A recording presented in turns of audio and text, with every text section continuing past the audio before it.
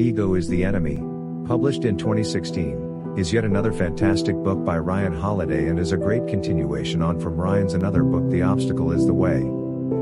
The book magnificently reveals symptoms of ego, how ego holds us back from living proper life, what we can do to overcome it at every turn, and how to achieve true greatness. The book is structured as short essays split into 3 parts/phases: aspire, success, and failure, such that one often invariably finds themselves alternating between them over the course of a life at any given moment. Symptoms and the curing of an ego. Ego is an unhealthy belief in our own importance. The basic symptoms of it are arrogance, self-centered ambition, blaming others for one's problems, uninterested in hearing from outside sources, not being receptive to feedback, etc. So many of us begin a journey, chasing new aspirations and goals, but fail to follow through, is because our ego holds us back. Is what gets in the way, preventing us from reaching our true potential. Ryan identifies that humility and reality are the cure for the ego, that living in a fantasy land is not sustainable and does more damage than good. Talent is only the starting point. The question is, will you be able to make the most of it? Or will you be your own worst enemy? 2. What to avoid. As humans, we talk too much.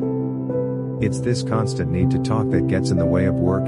We talk about doing the work, but actually, less of the work gets done. Each opportunity, no matter how gratifying or rewarding, must be evaluated along strict guidelines. Does this help me do what I have set out to do? Does this allow me to do what I need to do? Am I being selfish or selfless? 3. Learn and don't be passionate. We are always told to have passion, to find it and to live passionately, when in fact, we need to focus on purpose and realism. Purpose is similar to passion but with realistic expectations. Purpose is like passion but reined in a little, and you need the realism to have perspective, to understand what is realistic and what can truly be achieved. Realism is constantly checking in and making sure what we are doing is right, is on the right track and is moving forward. There's no space for dreaming.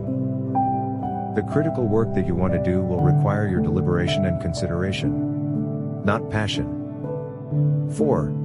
Take a look at yourself. When you are working towards your goal, something that is for you, then you will face reactions including complete indifference to total sabotage. People will go out of their way to try and make you fail. It's here avoiding ego is vital. It's these situations where you have to be quiet, restrain yourself and just get on with the work. Don't react, because that's when you'll get distracted and stop focusing on the task at hand. Restraint is a difficult skill but a critical one. You will often be tempted, you will probably even be overcome. No one is perfect with it, but try we must. 5. Get out of your head. Living clearly and presently takes courage. Don't live in the haze of the abstract, live with the tangible and real, even if, especially if, it's uncomfortable. Be part of what's going on around you. Feast on it, adjust for it. Pride is responsible for making something that was a small achievement feel a lot bigger and more substantial than it really was. You have to stay realistic about your achievements and what they mean, what the results really are. You have to work hard, you have to put in the hours and make it happen. Don't let your ego let you think you can get away with doing less, and achieving more. Work is finding yourself alone at the track when the weather kept everyone else indoors. Work is pushing through the pain and crappy first drafts and prototypes. Because there is work to be done. Work doesn't want to be good. It is made so, despite the headwind. 6. Success. Success is always so short-lived, and this is because our egos shorten it. As you approach the end of a goal or are reaching success, you face new temptations, new problems. Sobriety, open-mindedness, organization, and purpose, these are the great stabilizers. They balance out the ego and pride that comes with achievement and recognition. 7. Always stay a student and never tell stories. We need to adopt student mentality forever with studying, learning, reading, challenging our assumptions, pursuing knowledge, and never let our ego think that we know all, otherwise our learning will end. Instead of pretending that we are living some great story, we must remain focused on the execution and on executing with excellence. We must shun the false crown and continue working on what got us here. An amateur is defensive. The professional finds learning to be enjoyable, they like being challenged and humbled, and engage in education as an ongoing and endless process. 8. What's important to you? If you fail to identify what is truly important to you, the successes you reach won't be as fulfilling as they could be and the success won't last. This is especially true with money. It means that you are the only priority and only you can get anything done. The concept of looking out for number one can make you a lonely prisoner of your own false reality. 9. Management and teamwork.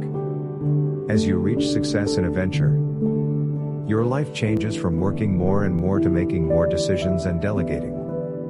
It's important to manage yourself and others fairly and with progress in mind. Anyone who cannot manage other people or all those micromanagers are egotistical and almost always end up overwhelmed with too much to do. If you want to progress and achieve results, you must understand the goals and priorities of the organization only then, will you reap the benefits. 10. Realize your reality? You need to check in with reality regularly by reminding yourself about the harsh realities of life, the hardships people face, acknowledging forces beyond your control, etc. Doing so will allow you stay humble, stay accountable and stay realistic. Sobriety is the counterweight that must balance out success, especially if things keep getting better and better. 11. What if I bail? Failure is inevitable and it can't be avoided. More often than not, you are the cause of your own failure. And it's part of the cycle of life. There are ups, downs and so on. It's impossible to be continuously successful and the chances of succeeding on your first journey are increasingly real. Instead of letting power make us delusional and instead of taking what we have for granted, we'd be better to spend our time preparing for the shifts of fate that inevitably occur in life. That is, adversity, difficulty, failure. 12. Dead or alive time. Dead time is when you are passive and biding time. Alive time is moments of action, learning, evolving and growing. Every time you face failure, you can choose to proceed with alive time or dead time. The choice is yours. 13. Ego is the reason. Ego is the reason we delay things. We avoid doing the things that may change our lives for the better. Ego can kill what we love. It blocks us from thinking long-term and from sharing credit with others. 14. A hard road. You need to keep your own scorecard. That it's important in the journey of being a better, less selfish, more rounded person. Judge yourself based on your own standards, and share credit where credit is due. 15. Ego is always the enemy. Ego makes all the steps hard, but failure is the one it will make permanent. Unless we learn, right here and right now, from our mistakes to understand ourselves and our own mind better, ego will seek out failure like true north. So, we shouldn't aspire or seek out of ego, have success without ego and push through failure with strength, not ego. Thank you for watching. Don't forget to like, subscribe, and share.